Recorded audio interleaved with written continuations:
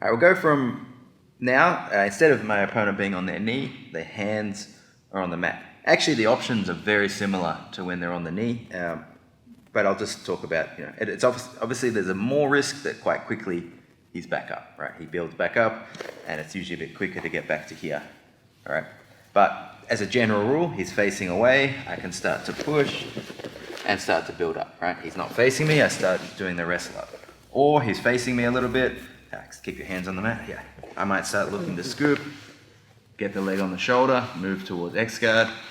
I can do the reverse X2, so I can still use these same options that we did when they're kneeling. It's just generally a little bit harder, okay? I'll start now just going into straight full lock and the reap just as a way to do this, but you can technically do any of these from when they're kneeling. So he could be kneeling, he could be standing up all the way, right? Or he could be hands on the mat. But basically I've got to see an opportunity to make the leg light if I want to do the straight full lock. So let's just go from hands to the mat to the straight full lock. Usually I want to step.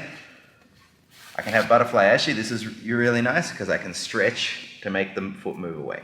Usually a problem you've got is it's too deep. I'm on the shin here and I want to be on the ankle and the foot, right? So by going to butterfly ashi and stretching, I now get the foot and I can lock that in, right? To help with that, also my right foot will usually kick. So often my right foot will kick as well. Just because whilst there's one hook, he can often move in front, walk in front. This is often quite easy to do. If I step on the thigh, I can make more space, go here, and this can even start to come over the top. But I need to push away enough, basically, that his heel locks in just past my ribs with my elbow very tight. We've got a whole nice long course on how to do the Aoki locks. I'll just give a very brief explanation. All right, we're going to get this butterfly ashi hook, nice and shallow step, push. As the heel starts to slip out, I want to close my elbows in. I'm keeping grip on the ankle. I close my elbows in, and then I lock, and then I begin to extend, pushing with my hands, closing my elbow a bit further, and I arch my back.